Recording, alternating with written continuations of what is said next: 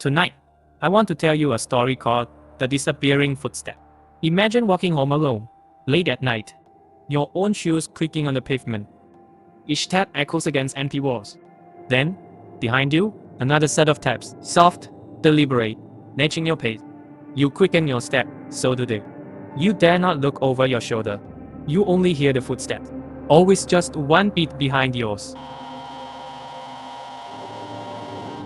Meet Daniel. He works late at a small office downtown. One night, he leaves the building at midnight. He walks the dim alley that leads to his apartment. His shoes click. Then, almost instantly, he hears those extra taps. He freezes. They stop. He moves again. They return, faster now. Daniel spins around. Nothing but flickering streetlights and empty concrete. He runs. The taps follow. Then suddenly, they vanish. Daniel reaches his apartment door, heart pounding. He locks it tight and slides under the latch plate. Safe, he thinks, but when he sets his bag down, a quiet click echoes in the hallway.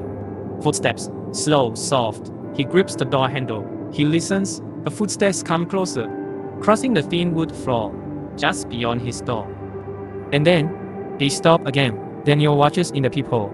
No one there. The next morning, it is still shaken. Daniel buys a small voice recorder.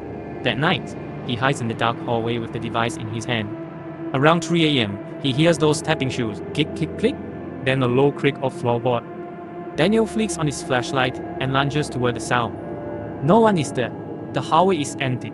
Silent, as if it never happened. Exhausted and terrified, Daniel watches the recorder at dawn. The playback crackles for 2 hours.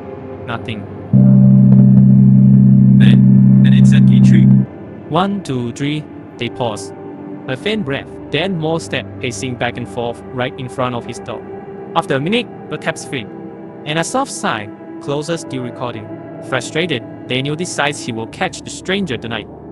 He rigs a camera across the corridor, pointing at his door. He sets another recorder under his work mat.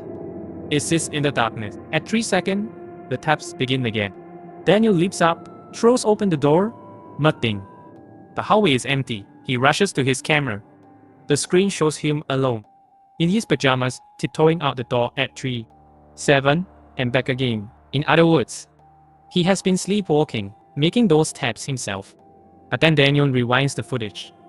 A second powerful step appears on the tile slightly behind him, matching his every move, but belonging to no one visible. They follow him down the hall, up the stairs, and vanish at the door. Daniel stands frozen. He presses play again. The camera's image blurs, then cuts to black. And in the dark screen, you can hear 2 sets of footsteps walking away, slowly fading into silence.